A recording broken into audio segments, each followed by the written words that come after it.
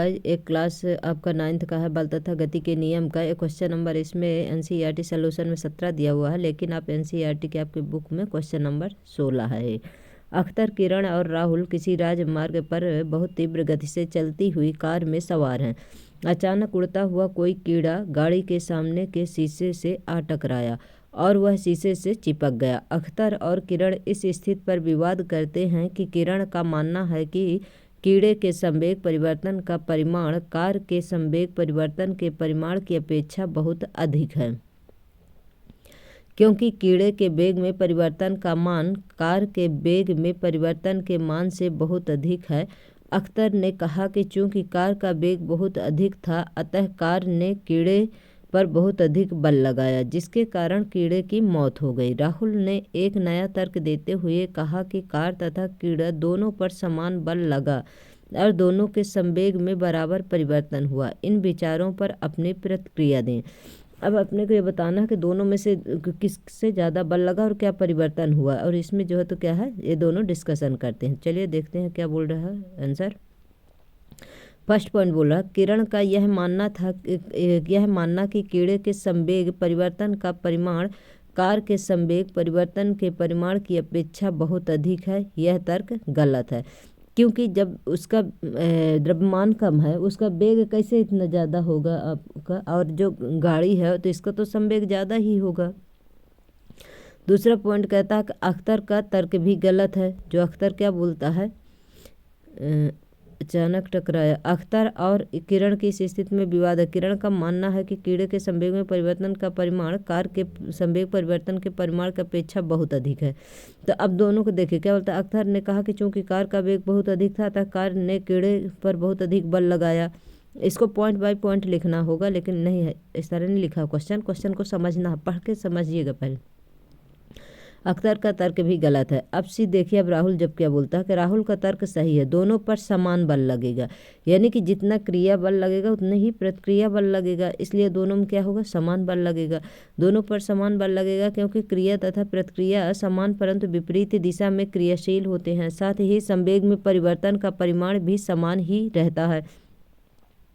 प्रारंभिक संवेग टक्कर के पूर्व बराबर अंतिम संवेग टक्कर के बाद, यानी कि m1 u1 plus m2 u2 बराबर m1 v1 plus m2 v2, यानी संवेग संरक्षण के नियम के अनुसार क्या होगा, दोनों में बराबर बल लगेगा। और संवेग संरक्षण के नियम के अनुसार जो है तो इनकी एनर्जी जो है तो नष्ट नहीं होती है।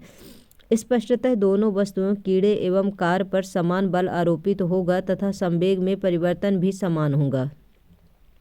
कीड़े का द्रव्यमान अत्यधिक कम होने के कारण उसके वेग में बहुत अधिक परिवर्तन होता है, जिससे वह शीशे से चिपक जाता है।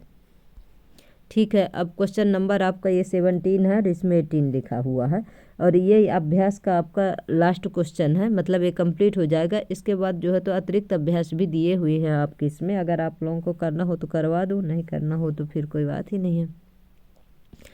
तो देखिए क्वेश्चन नंबर 17 क्या है आपके एनसीईआरटी के अकॉर्डिंग, और इसमें 18 लिखा हुआ। एक 10 केजी द्रव्यमान की घंटी 80 सेंटीमीटर की ऊंचाई से फर्श पर गिरी। इस अवस्था में घंटी द्वारा फर्श पर स्थानांतरित संवेग के मान की गणना करें। परिकलन में सरलता हेतु नीचे की ओर दिष्ट त्वरण का मान 10 मीटर पर सेकंड स्क्वायर लें। प्रारंभिक वेग क्या है, u बराबर 0 है। अंतिम वेग क्या है, v जो है तो अपने को ज्ञात करना है। घंटी का द्रव्यमान कितना दिया हुआ है, 10 केजी दिया हुआ है, आपके क्वेश्चन में ही दिया हुआ है। ऊंचाई कितनी दी हुई है, 80 सेंटीमीटर दी हुई है, लेकिन इसे मीटर में बदलने के लिए क्या करेंगे, अपन 100 से भाग दे देंगे तो कितना आ जाएगा, 0.8 मीटर आ जाएगा। त्वरण कितना दिया हुआ है, 10 मीटर पर सेकंड स्क्वायर दिया हुआ है त्वरण, ये देखिए 10 मीटर पर सेकंड स्क्वायर दिया। इसीलिए गति का इसमें तीसरा नियम लगेगा, क्योंकि अपने को क्या निकालना है, यस निकालना है, यानी दूरी निकालना है। v square minus you square बराबर 2as द्वारा जो है तो v स्क्वायर माइनस 0 का स्क्वायर, यानी कि u 0 है, बराबर 2 गुणे, यानी 2 आपका ये सवाल में दिया हुआ। ए कितना दिया हुआ आपका 10 मीटर पर सेकंड दिया हुआ है, और यस कितना निकला है आपका, मीटर में निकला है, 0.8 मीटर निकला है, क्योंकि आपको जो है तो सेंटीमीटर को मीटर में चेंज करने के लिए 100 से क्या करना है, भाग देना है। इसके बाद भी स्क्वायर बराबर कितना आ जाता है 16 आ जाता है और 16 का 4 का वर्ग कितना होता है 16 होता है, इसीलिए जो है तो 4 मीटर पर सेकंड क्या आ गया आपका भी आ गया। अतः संवेग p बराबर क्या होता है m भी होता है। तो आपका m कितना दिया हुआ 10 kg दिया हुआ है, v कितना आ गया है ये भी बराबर 4 मीटर पर सेकंड है। तो 4 का 10 में मल्टीप्लाई कर देंगे तो कितना आ जाएगा 40 kg मीटर पर सेकंड। चूँकि फर्श को स्पर्श करने के ठीक पूर्व घंटी का संवेग 40 kg मीटर पर सेकंड है, अतः इतना ही संवेग घंटी द्वारा फर्श पर स्थानांतरित होगा। कहने का मतलब जितना बल उधर से लगेगा उतना बल इधर से भी लगेगा, ऐसा बोल रहा है। अर्थात घंटी द्वारा फर्श पर स्थानांतरित संवेग कितना हो जाएगा 40 kg मीटर पर सेकंड हो जाएगा। अब एनसीईआरटी के अतिरिक्त क्वेश्चन दिए हैं उनको भी आप लोगों को बता देती हूँ, पर इतना ज़रूर है कि जितने ये 17 क्वेश्चन है इनको कंप्लीट करना है। और जो आपके एग्जाम्पल के क्वेश्चन करवा दी हूँ अब सभी शार्ट्स में डले हुए हैं, 1 से लेकर 5 तक जो है एग्जाम्पल के क्वेश्चन हैं सभी कंप्लीट करना आप लोगों को, रिवीजन भी करना है। जिससे क्या है कि ये चैप्टर आपका ऐसा है बल तथा गति का नियम कि ये जितना ज़्यादा इसे पढ़ेंगे आप, जितना ज़्यादा इसे सॉल्व करेंगे उतना ही ज़्यादा आपको नॉलेज में बैठता जाएगा। अब देखिए ये अतिरिक्त जो आपके क्वेश्चन दिए हुए हैं वो, एक वस्तु के गति की अवस्था में दूरी समय सारणी निम्नवत है। अब इसमें जो है तो समय दिया हुआ है और दूरी दिया हुआ है। तो 0 1 2 3 4 5 6 7 दिया हुआ है और इधर दूरी दी हुई है। 0 सेकंड में 0 है, 1 सेकंड में 1 है, 2 में 8 है, 3 का 27 है, 4 का 64 है, यानी कि इनका क्या है सभी का क्यूब है। 5 का क्या है 125 है, 6 का क्या है 216 है, आपका 216 है, 7 का क्या है 343 है, यानी ये सब क्या है सभी का ये क्यूब दिया हुआ है। इतना देख लीजिए आप अपना इसका लीजिए, जैसे 2 का क्यूब 8 होगा, 3 का क्यूब आपका 27 होगा, 4 का क्यूब जो है तो 64 होगा, 5 का क्यूब 125 हो जाएगा, 6 का क्यूब 216 हो जाएगा, 7 का क्यूब 343 हो जाएगा। अब त्वरण के बारे में आप क्वेश्चन में पूछ रहा कि अब त्वरण के बारे में आप क्या निष्कर्ष निकाल सकते हैं। क्या यह नियत है, बढ़ रहा है, घट रहा है या शून्य है। इसमें क्या निश्चित है, मतलब क्या बढ़ रहा कि घट रहा कि क्या हो रहा क्या नहीं हो रहा। आप फिर बी पॉइंट क्या पूछा कि आप वस्तु पर लगने वाले बल के बारे में क्या निष्कर्ष निकाल सकते हैं। इसमें से जो है तो बल के बारे में क्या निष्कर्ष निकालेंगे। तो जब समय t बराबर 0 है तो 0 का वर्ग 0 होगा, 1 का वर्ग 1 होगा और 2 का वर्ग 3 होगा। इसी प्रकार से क्या करना है, इसे निकालते जाना है, जितना भी दिया है 7 तक उसी तरह सबका क्या है क्यूब है। इसी प्रकार अन्य सभी मानों के लिए अतः दी गई तालिका से स्पष्ट है कि यह समानुपाते टी का क्यूब है, अर्थात दूरी समानुपाते समय का क्यूब है। चूँकि दूरी समय के घन के समानुपाती है अतः त्वरण समय के साथ एक समान रूप से बढ़ रहा है। मतलब एक समान रूप से बढ़ रहा है, इसमें बढ़ या घट नहीं रहा है, एक समान रूप से बढ़ रहा। बी पॉइंट क्या क्या कहता है कि हम जानते हैं कि एफ बराबर क्या होता है एम ए होता है। तो एफ समानुपाते ए होगा तो ए समानुपाते एफ। चूंकि त्वरण का मान समय के साथ एक समान रूप से बढ़ रहा, अतः वस्तु पर आरोपित बल लगने वाले बल का मान भी समय के साथ एक समान रूप से बढ़ेगा। क्योंकि एक जिस प्रकार मतलब समय के साथ मतलब जिस प्रकार से त्वरण जो है तो समय के साथ बदल रहा, उसी तरह से क्या है एक साथ जो है तो बल भी इसका बढ़ रहा है। फिर इसका सेकंड देख लीजिए क्या बोल रहा है। A2 में 1200 kg द्रव्यमान की एक कार को एक समतल सड़क पर दो व्यक्ति समान वेग से धक्का देते हैं। यानी कि एक कार है जिसका द्रव्यमान कितना है 12 kg है, दो व्यक्ति उसको क्या कर रहे हैं पुश कर रहे हैं। और फिर उसी कार को 3 व्यक्तियों द्वारा धक्का देते हैं, फिर उसी कार को 3 व्यक्ति द्वारा देंगे तो क्या होगा, इसका त्वरण 0.2 मीटर पर सेकंड स्क्वायर का त्वरण उत्पन्न किया जाता है। कितने बल के साथ प्रत्येक व्यक्ति कार को धकेल पाता है। मान लें कि सभी व्यक्ति समान पेशियों वाले बल के साथ कार को धक्का देते हैं। माना कि प्रत्येक व्यक्ति क्या है F बल लगाता है। जब कार को 2 व्यक्ति धक्का देते हैं तो तब त्वरण उत्पन्न नहीं होता है, क्योंकि F प्लस F बराबर कितना है 2F है। बल घर्षण बल F द्वारा संतुलित हो जाता है, यानी कि जो नीचे से घर्षण बल लग रहा है और ऊपर से हम जो धक्का दे रहे हैं दोनों का बल क्या है समान हो जाता है, जिसके वजह से क्या होता है उसमें जो है तो कोई भी बल कार्य नहीं कर पाता है, यानी कि संतुलित अवस्था में रहता है, उसमें कोई असर नहीं पड़ता है जो विपरीत दिशा में लगता है। यानी कहने का मतलब ये है कि जो घर्षण बल कार्य कर रहा है अगर हम उससे ज़्यादा बल लगाएंगे तभी तो उसमें क्या होगी, गाड़ी आगे बढ़ेगी, उसमें त्वरण उत्पन्न होगा। अगर उतना ही बल लग रहा है जितना कि नीचे से घर्षण बल लग रहा है उतने हम भी बल लगा रहे हैं तो क्या होगा, गाड़ी में कोई क्रिया नहीं होगी। फिर देखिए जब 3 लोग लगाते हैं बल तो क्या होता है, 3 व्यक्तियों द्वारा बल लगाने पर कार्य में त्वरण उत्पन्न कितना हो जाता है, F+F बराबर 3F हो जाता है। तब समीकरण 1 में मान रखने पर समीकरण ये जो 2F आया तो इसमें क्या हो जाएगा, F बराबर क्या होता है, m होता है। ये हम अपने को द्रव्यमान कितना दिया हुआ है, 1200 kg दिया हुआ है आपके क्वेश्चन में, देखिए 1200 kg दिया हुआ, त्वरण कितना दिया हुआ, 0.2 मीटर पर सेकंड दिया हुआ है। तो 1200 kg F बराबर m होता है। तो 0.2 का मीटर पर सेकंड स्क्वायर का 2 का 12 में जो है तो मल्टीप्लाई कर दिए तो 12 दूनी 24 हो जाएगा, तो 240 न्यूटन हो जाएगा। क्या आ जाएगा, इसका जो है तो बल आ जाएगा। बल को जो है तो किससे लिखते हैं, न्यूटन से, इसका मात्रक न्यूटन होता है। अब A3 क्वेश्चन देख लीजिए, एक लास्ट लगता है ये, शायद नहीं एक और है। 500 ग्राम द्रव्यमान के एक हथौड़े द्वारा 50 मीटर पर सेकंड वेग से 1 कील पर प्रहार किया जाता है। कील द्वारा हथौड़े को बहुत कम समय में 0.01 सेकंड में ही रोक दिया जाता है। कील के द्वारा हथौड़े पर लगाए गए बल का परिकलन कीजिए। अपने को क्या निकालना है, इसमें भी बल निकालना है। अब हथौड़े का द्रव्यमान कितना दिया हुआ है, 500 ग्राम दिया हुआ है। अब इसे केजी में बदलने के लिए 1000 से जो है तो क्या करेंगे, भाग दे देंगे, तो कितना आ जाएगा, 0.5 kg आ जाएगा। हथौड़े का प्रारंभिक वेग u बराबर कितना दिया हुआ, 50 मीटर पर सेकंड दिया हुआ। अंतिम वेग क्या है, v बराबर 0 है। समय कितना लग रहा है, 0.0 पर सेकंड लग रहा है। त्वरण क्या निकालना है आपको, त्वरण क्या करना है, इसको फाइंड करना है। अब गति का कौन सा नियम लग जाता है, प्रथम लग जाता है, v = u + at लग जाता है। तो v बराबर कितना है, v अपने को तो निकालना ही है, जो जीरो v क्या है, 0 है। आपका u कितना है, 50 दिया हुआ है। त्वरण क्या है, निकालना है, अपने को ज्ञात करना है। यहाँ त्वरण g लिखा, जी नहीं, a है त्वरण। तो जी कितना है, 0.01 सेकंड कितना है, टाइम है ये।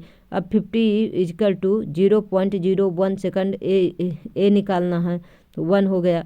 ए बराबर क्या हो जाएगा, माइनस का, क्योंकि दशमलव के बाद 2 अंक है इसलिए दशमलव के बाद 2 जीरो लग जाएगा। 5000 आपका मीटर पर सेकंड स्क्वायर क्या आ गया, आपका त्वरण आ गया। हम जानते हैं कि F बराबर क्या होता है, ma होता है। ये तो फार्मूला आप लोगों को याद ही हो गया होगा, इतने बार बताया गया।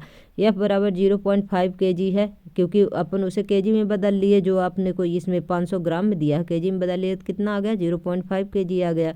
तो आपका द्रव्यमान कितना हो गया, 0.5 kg हो गया। त्वरण कितना आया है अपना, ये 5000 मीटर पर सेकंड स्क्वायर आया है। अब 5 का 5 में मल्टीप्लाई कर दीजिए तो कितना आ जाएगा, माइनस का 2500 न्यूटन आ जाएगा। ऋणात्मक चिन्ह यह दर्शाता है कि कील के द्वारा लगाया गया बल गति के विपरीत दिशा में होता है। यानी कील जो लगाएगा बल तो क्या होगा, गति के विपरीत दिशा में होगा, क्योंकि हम जिस तरफ उसे मतलब धंसा रहे हैं दीवार में, लेकिन उधर नहीं जाएगा, उसके विपरीत कार्य करेगा। फिर अब एक क्वेश्चन है लास्ट है, देख लीजिए A4 का।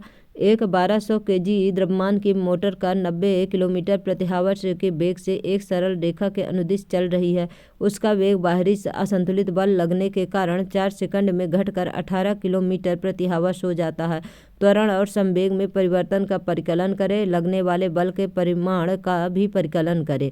देखिए इसे किलोमीटर प्रति आवर से है तो सबको जो है तो किसमें, मीटर में चेंज करेंगे, क्योंकि इसमें क्या दिया हुआ, केजी दिया हुआ है, यहाँ सेकंड है, तो इसीलिए जो है तो इसे क्या करेंगे, मीटर में चेंज करें।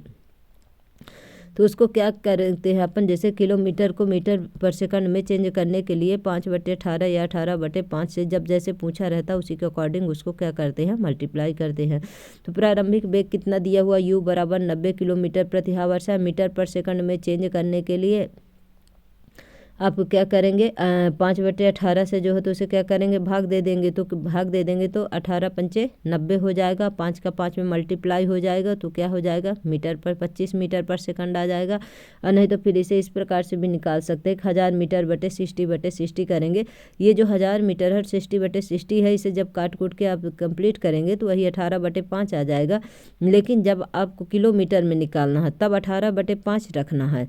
जैसे 90 × 18/5 रख देंगे तो क्या हो जाएगा, आपका किलोमीटर निकलेगा। और जब मीटर पर सेकंड में निकालना है आपको तो क्या करना है, 90 × 5/18 कर देंगे। तो 18 का 90 में भाग दे देंगे तो 18 पंचे 90 हो जाएगा। अब 5 का 5 में मल्टीप्लाई कर देंगे तो कितना आ जाएगा, 25 मीटर पर सेकंड आ जाएगा। अगर आपको तो ये आता होगा चेंज करने में किलोमीटर प्रति आवर से और मीटर पर सेकंड में, अगर नहीं आता तो आप लोग हमें कमेंट करेंगे तो हम आप लोगों को बताएंगे फिर से।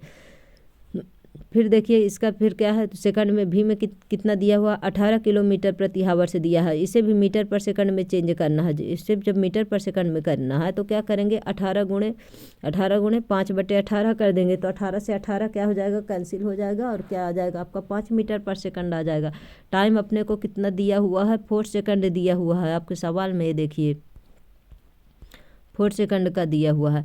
अब क्या करना है, ज्ञात करना है, त्वरण निकालना है अपने को। तो त्वरण निकालने के लिए आपको जो है तो गति का पहला नियम लग जाएगा, v=u+at द्वारा निकालेंगे। अपने को v कितना निकाल आया, 5 मीटर पर सेकंड निकाल आया। u कितना निकाल आया, 25 आया है। एक ए अपने को निकालना है, और टाइम कितना दिया हुआ है, 4 सेकंड दिया हुआ है। अब देखिए जब 5 को इधर ले जाए 25 को इधर ले जाएंगे तो क्या हो जाएगा, 5 - 25 बराबर कितना हो गया, 4a हो गया। अब इसको जब a को निकालेंगे अपन, तो 25 में से 5 चले गए तो कितना हो गया, -20 आ गया, क्योंकि 5 में 25 घटाएंगे तो -20 आ जाएगा। इसीलिए जो है तो -20/4 आ गया।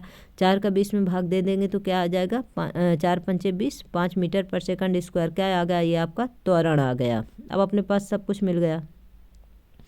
अब सेकंड में क्या निकालना है, संवेग में परिवर्तन क्या हो रहा है, मतलब इनका जो संवेग है उसमें कुछ चेंजेस हो रहा है कि नहीं, ये देखना। तो mv - mu, तो v आपका कितना दिया हुआ है, 5 आया है, 0.5 दिया हुआ है, और आपका u कितना दिया हुआ है, 25 है। और आपका संवेग में m कितना दिया हुआ है, आपके सवाल में ही दिया हुआ है, कितना दिया हुआ है देखिए, 1200 किलोग्राम दिया हुआ है। अब देखिए 1200 × 5, क्योंकि भी निकालना है, 1200 × 25 क्योंकि u निकालना है। अब 12×5 = 60, 6000 हो गया, और ये 25 का 12 में कर देंगे तो 25 दूना 50 की 0 हासिल 5, 25 से कम 25 5 30, ये 30,000 हो गया। 30,000 में आपका 6,000 क्या करना, 6,000 है -30,000 है, तो कितना आ जाएगा आपका -24,000 kg मीटर पर सेकंड आ जाएगा। फिर लगने वाले बल का क्या निकालना है, परिमाण निकालना है। सेकंड में क्या अपन निकाले हैं, संवेग निकाले हैं। अब थर्ड में क्या निकालना है अपने को, बल निकालना है। F = ma। F कितना दिया हुआ आपका जो है तो द्रव्यमान दिया हुआ है, 1200 दिया हुआ है। m कितना है आपका जो है तो इंटू -5 दिया हुआ है, बराबर कितना होगा ये, 12×5 = 60 बराबर कितना हो गया, ma। त्वरण जो है आपका कितना आया है, 5 आया है, और आपका m कितना दिया हुआ, 1200 दिया हुआ है। जो ये त्वरण 5 मीटर पर सेकंड आया, तो ma मतलब इसका मल्टीप्लाई करेंगे इसमें, तो कितना आ जाएगा, 12×5 = 60, यानी कि कहने का मतलब 6000 न्यूटन आ जाएगा। अब ऋणात्मक चिन्ह यह दर्शाता है कि बल गति के विपरीत दिशा में लग रहा है। बल जो है तो बल के गति के विपरीत दिशा में लग रहा है, यही बता रहा है ये जो चिन्ह है, माइनस चिन्ह है।